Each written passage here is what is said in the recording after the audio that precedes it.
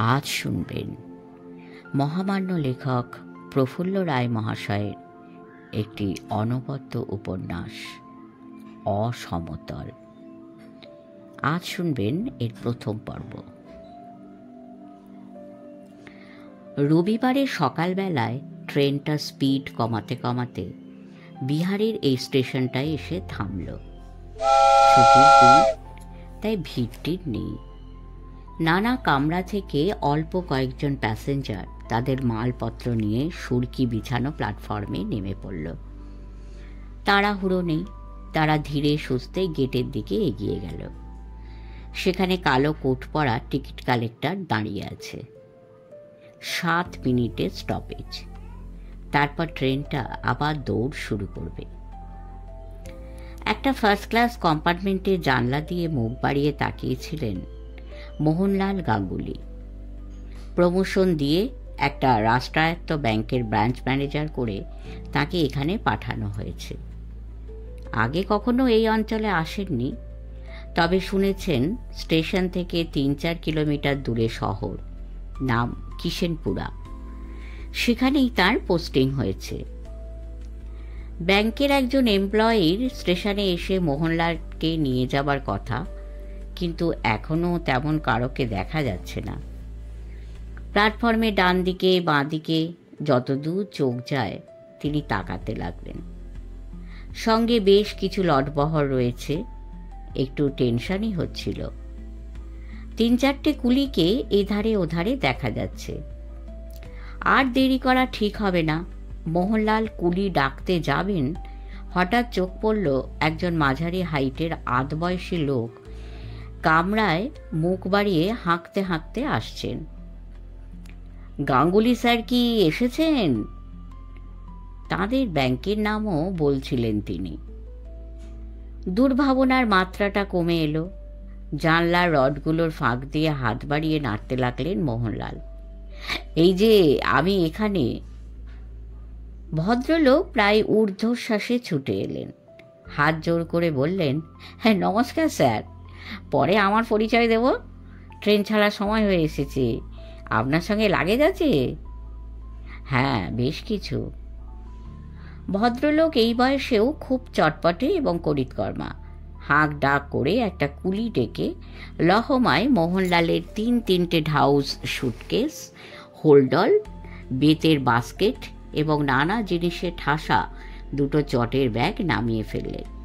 কুলিটার সঙ্গে তিনি নিজেও হাত লাগিয়েছেন। বললেন, আসুন স্যার। ট্রেনটা যে কোনো মুহূর্তে ছেড়ে দিতে পারে, তাই একটু আগে রীতিমতো উৎকণ্ঠা ছিল। কোনো রকমে একটা নমস্কার বলেই কাজে নেমে পড়েছিলেন ভদ্রলোক। মোহনলাল নেমে এলে এবার মাথা ঝুঁকিয়ে হাত জোর করে বিনীত ভঙ্গিতে বললেন, হ্যাঁ নমস্কার স্যার, নমস্কার। আমার নাম চন্দ্রনাথ ঘোষাল। আপনার ব্যাংকে কাস্টমারদের ক্যাশ পেমেন্টের দিকটা দেখি। বিহারের এই শহরে একজন বিনয়ী ভদ্র বাঙালি সহকর্মীকে পাওয়া যাবে, এটা ভেবে স্বাচ্ছন্দ্য বোধ করলেন মোহনলাল। তিনিও প্রতি নমস্কার জানিয়ে বললেন, আপনি আসায় আমার খুব উপকার হলো, নইলে অসুবিধেই পড়তাম। আগে আমার তো আসারই কথা। চলুন স্যার। মোহনলালের বয়স 53-54, বেশ সুপুরুষ। চুলের সিকিভাগ সাদা, বাকিটা কালো। সমস্ত চেহারায় একটা বনে দিয়ে আদল রয়েছে, তবে কপালের ডান পাশে একটা কালো পুরু দাগ মাথার আদা আদি পর্যন্ত চলে গেছে।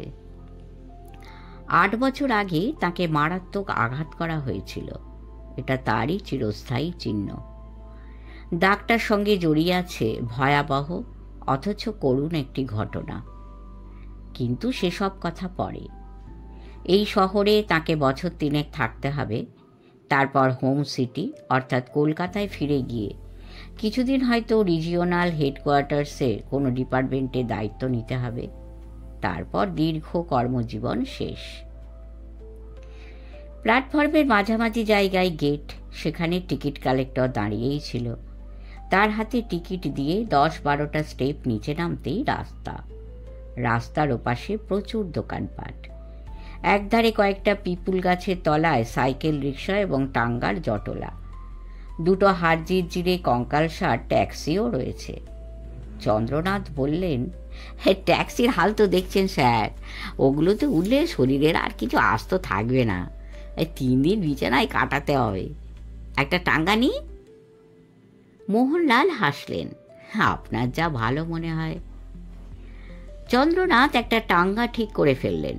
তার হাতে একটা সুটকেস আর একটা ব্যাগ রয়েছে। কুলিটা পেছন পেছন চলে এসেছিল, তার মাথায়, কাঁধে, হাতে বাকি সব জিনিস। চন্দ্রনাথের কথা মতো সে লটবহর টাঙ্গায় তুলে দিল। চন্দ্রনাথও তার হাতের সুটকেস তুলে মোহনলালকে উঠতে বলে কুলিটাকে তার ভাড়া মিটিয়ে দিতে যাচ্ছিলেন। মোহনলাল হাত নাড়তে নাড়তে বাধা দিলেন, এই না না, ভদ্রলোক নিজে দুটো ভারী ভারী জিনিস বয়ে নিয়ে এসেছেন, তার উপর কুলি ভাড়া, এটা খুবই বাড়াবাড়ি হবে। কুণ্ঠিত মুখে চন্দ্রনাথ বললেন, স্যার সামান্য কটা টাকা। তার কথায় কান দিলেন না চন্দ্রনাথ।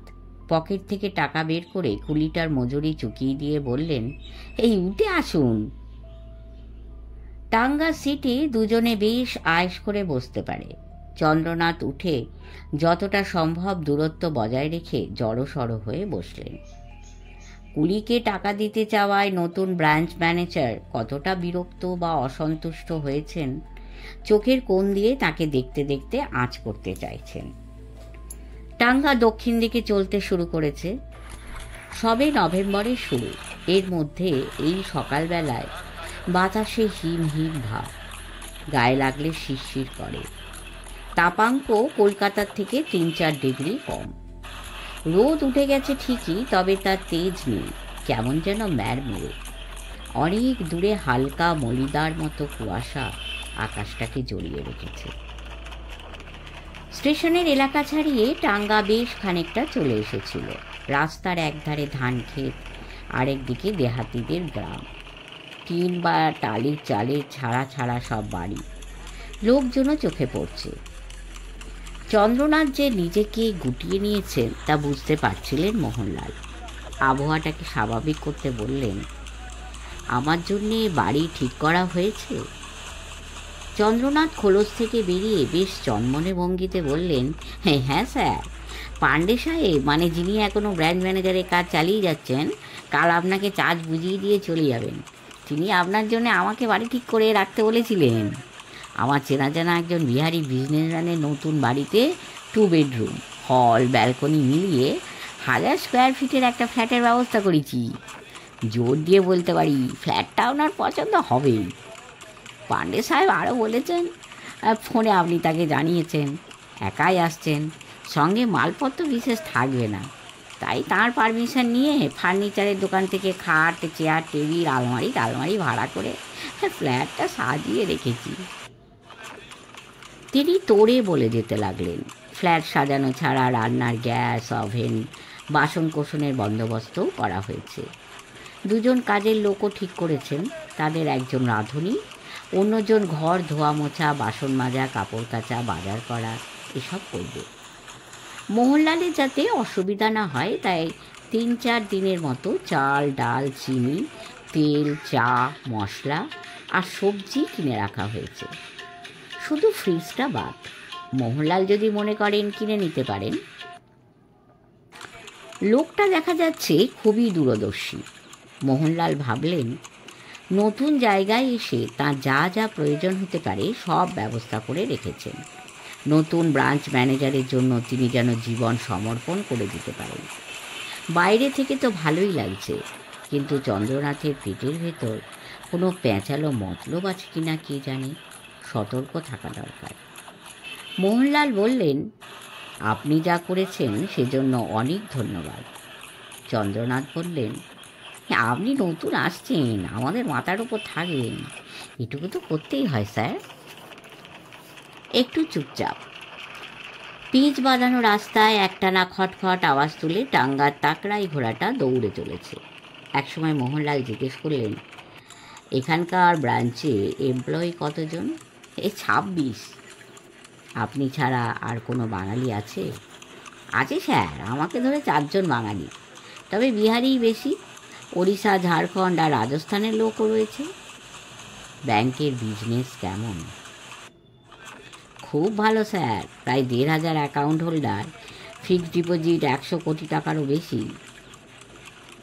কলকাতায় থাকতেই মোহনলাল শুনেছিলেন ব্রাঞ্চটা বেশ বড়, কিন্তু এতটা বড় ভাব। চন্দ্রনাথ বলতে লাগলেন, রোজ 8-10 জন এসে নতুন অ্যাকাউন্ট খুলছে, প্রায় 100 লোক এখান থেকে পেনশন তোলে। এর লকার চায়, তার লোন চায়, কাস্টমার সামলাতে সামলাতে আমরা হিমশিম খেয়ে যায়। আসলে কি ব্যাপার জানেন স্যার? উৎসুক চোখে তাকালেন মোহনলাল। চন্দ্রনাথ থামেননি। শহরটার আশেপাশে অনেক পুরনো ফ্যাক্টরি রয়েছে, কবছর হলেও নতুন নতুন প্রচুর কারখানা হচ্ছে। বিহারের লোকজন তো আছেই, অন্য রাজ্যের মানুষ এসে এইসব কারখানায় কাজ করছে। তাদের প্রায় সবাই এই শহরে থাকে। ব্যাংকের কাস্টমার তো বাড়বেই। আপনি কতদিন এই ব্রাঞ্চে আছেন? এই মাঝখানে 2 বছর বাদ দিলে মোটামুটি 11 বছর কাটতে চলেছে। এরকম তো হয় না, 3-4 বছর পর পর ব্যাংক এমপ্লয়িদের ট্রান্সফার করা হয়। তাহলে আপনার বেলায়? আমি স্যার প্রমোশন নিইনি। কেন?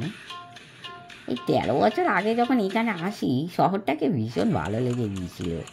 তাছাড়া আমাদের ব্যাংক তার কিছুদিন আগে এখানে ব্রাঞ্চ খুলেছে, কাস্টমার খুব কম। আমাদের অনেক আগে থেকেই কিষেনপুরায় 12-14টা ব্যাংকের ব্রাঞ্চ ছিল। সেসব জায়গাতেই মানুষের ভিড়, আর আমরা সারাদিন বসে বসে মাছি। হঠাৎ আমার মাথায় কেমন যেন জেদ চেপে গেল। যে ব্যাংক পেটের অন্ন জোগায়, তার জন্যে কিছু করতেই হবে। প্রথম দিকে 4-5টা বছর বাড়ি বাড়ি ঘুরে কাস্টমার জোগাড় করতে চেষ্টা করেছি, কিন্তু সহজে কি কেউ আমাদের ব্রাঞ্চের দিকে পা বাড়াতে চায়? বলে অমুক ব্যাংকে তমুক ব্যাংকে আমাদের অ্যাকাউন্ট আছে, ভালো সার্ভিস পায়, নতুন জায়গায় যাওয়ার দরকার কি? আমি তাদের বুঝিয়েছি কিষেনপুরার সব ব্যাংকের চেয়ে আমরা অনেক বেশি ভালো সার্ভিস দেবো। টাকা কি চেক জমা দেবেন, আমি বাড়ি থেকে নিয়ে আসবো। টাকা তুলবেন, আমি বাড়িতে চেক পৌঁছে দিয়ে আসবো। আমার সঙ্গে আরও 3 জন কলিগ জুটে গেল। প্ল্যানিংটা বোধহয় ঠিকই ছিল, সেই সঙ্গে পরিশ্রম, তাতেই ম্যাজিকের মতো কাজ হলো। ব্যাংকের কর্তাদের হয়তো মনে হয়েছে আমার জন্য কিষেনপুরায় বিজনেস বেড়েছে, তাই একবার মাত্র 2 বছরের জন্য পাটনায় ট্রান্সফার করে আবার এখানে ফিরিয়ে এনেছেন। আমার ধারণা এখান থেকে আমাকে আর কোথাও পাঠানো হবে না। রিটায়ারমেন্টের পর বাকি জীবনটা এই শহরেই থেকে যাওয়ার ইচ্ছে। মোহনলাল অবাক। যারা বাইরে বাইরে চাকরি করে, রিটায়ার্ড লাইফ কাটাতে তো নিজের নিজের রাজ্যেই ফিরে যায়। হ্যাঁ স্যার, কলকাতার বাগবাজারে আমাদের পৈতৃক বাড়ি আছে, শরিকি প্রপার্টি। সেখানে আমার নিজের ভাই ছাড়াও জেঠতুতো ভাইরা সম্পত্তি ভোগ করছে।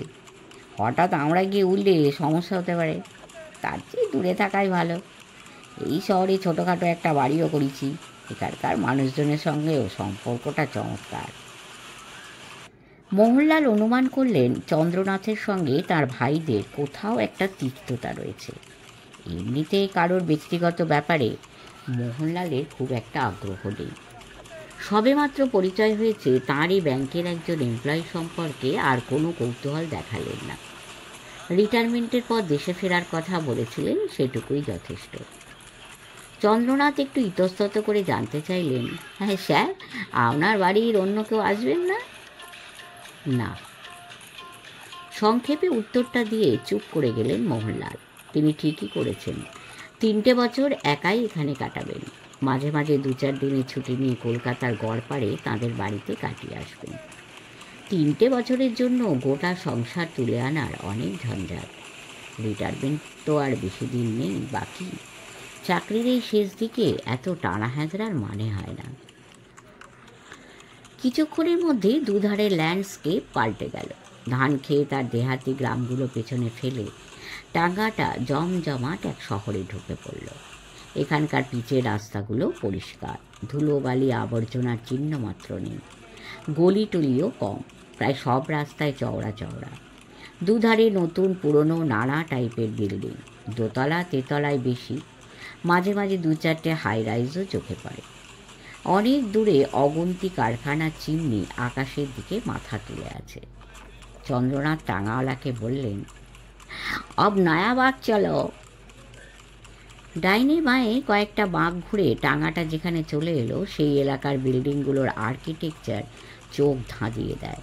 চারিদিকে অজস্র গাছ, একটা মস্ত পার্কও চোখে পড়ছে। তার একধারে সুইমিং পুল, পুলের জল কাঁচের মতো স্বচ্ছ। পুরো পার্কটাকে ঘিরে পাথর বসানো রাস্তা, মাঝে মাঝে কংক্রিটের বেঞ্চি। যেদিকেই তাকানো যাক সবুজ আর সবুজ। প্রতিটা গাছের মাথায় ঝাঁকে ঝাঁকে পাখি ডানায় নানা রঙের তুফান তুলে উঠছে।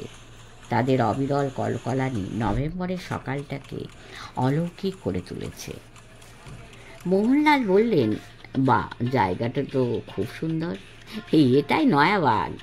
কয়েক বছর আগেও পুরো এলাকাটা ছিল খানা খন্দে ভরা, ঝোপঝাড়ে বোঝায়। চারদিকে সাপ খোপের আস্তানা। কিষেনপুরা মিউনিসিপ্যালিটি এরিয়াটা ডেভেলপ করে, রাস্তা বানিয়ে প্লটে প্লটে ভাগ করে জমি বেচে দিয়েছে। পয়সাওয়ালা লোকেরা সেই জমি কিনে বাড়ি বানিয়েছে। নতুন টাউনশিপ তো সুন্দর হবেই। স্যার, এখানেই আপনার জন্য বাড়ি ঠিক করেছি। পার্কের কাছাকাছি আসতেই চন্দ্রনাথ ব্যস্তভাবে টাঙ্গাওয়ালাকে ডান পাশের একটা চোখ ধাঁধানো নতুন তেতলা বাড়ি দেখালেন। এই রুকো রুকো রুকো, উঁয়া রুক যাও। বাড়িটা থেকে টাটকা পেইন্টের গন্ধ উঠে আসছে। বোঝাই যায় অল্প দিন হলো ওটা রং করা হয়েছে। বাড়ির গেটটা খোলা, সেখানে 3 জন দাঁড়িয়ে আছে। মাঝবয়সী একটি মেয়ে মানুষ, একটি পাকানো চেহারার লোক, সেও আধবয়সী, আর একটি 20-22 বছরের শক্তপোক্ত চেহারার জোয়ান ছোকরা। চন্দ্রনাথ বললেন, আসুন, বলেই নেমে পড়লেন। মোহনলাল ও টাঙ্গাওয়ালার ভাড়া মিটিয়ে নেমে এলেন। এবার আর ভাড়া দেবার কথা মুখে আনতে সাহস হলো না চন্দ্রনাথের। গেটের পাশে কম্পাউন্ড ওয়ালের গায়ে শ্বেত পাথরের ফলকে লেখা আছে সহায় নিবাস। মোহনলাল জানেন সহায় বিহারী কায়স্থদের পদবি। বাড়ির মালিক কোনো এক সহায়ই হবেন, শুধু পদবি দিয়ে বিল্ডিংয়ের নামকরণ করেছেন। গেটের কাছে যে 3 জন দাঁড়িয়েছিল তাদের সঙ্গে মোহনলালের পরিচয় করিয়ে দিলেন চন্দ্রনাথ। মেয়ে মানুষটির নাম কমলা, সে রান্নাবান্না করবে। জোয়ান ছোকরাটি হলো ঘামান্ডি, সে বাকি সব কাজ করবে। আর রোগাটি লোকটা হলো জগন্নাথ, সে এ বাড়ির কেয়ারটেকার। পরিচয় পর্ব সারা হলে 3 জন মোহনলালের পা ছুঁয়ে প্রণাম করল। চন্দ্রনাথ তাদের বললেন, এই বড় সাহেবের যাতে কোনো রকম অসুবিধা না হয় সেদিকে নজর রাখবে। 3 জন ঘাড় কাত করল। চন্দ্রনাথ এবার ঘমণ্ডির দিকে তাকালেন। টাঙ্গায় বড় সাহেবের সামান আছে, সব নামিয়ে নিয়ে ওপরে আয়। ঘমণ্ডি টাঙ্গার দিকে চলে গেল। চন্দ্রনাথ মোহনলালকে নিয়ে বাড়ির ভেতর ঢুকলেন। তাদের পেছন পেছন কমলা আর জগন্নাথও। মোহনলাল যেটা জানেন তা হলো ব্যাংক তাকে ট্রান্সফার কিষেনপুরায় পাঠিয়েছে, কিন্তু যা জানেন না তা হলো নিয়তি তারিতের মতোই তাকে এখানে আসতে হয়েছে এবং চন্দ্রনাথ ঘোষাল নামের ব্যক্তিটির সঙ্গে দেখা হয়েছে। কেন নিয়তি তারিত সেসব এখন নয়, শুনবেন পরের পর্বে। শেষ হলো প্রথম পর্ব। একটু ছোট করেই প্রথম পর্ব দিলাম, পরের পর্ব আশা করি বড় করে দিতে পারবো। সবাই ভালো থাকবেন ঈশ্বরের করুণায়। এবং পরপর কী ঘটছে, এই উপন্যাসটি অত্যন্ত মর্মস্পর্শী, হৃদয় বিদারক এবং গোয়েন্দা সুলভ বটে। সাবস্ক্রাইব করবেন আমাদের চ্যানেলটি। ঈশ্বরের করুণায় অনেক ভালো থাকবেন। নমস্কার।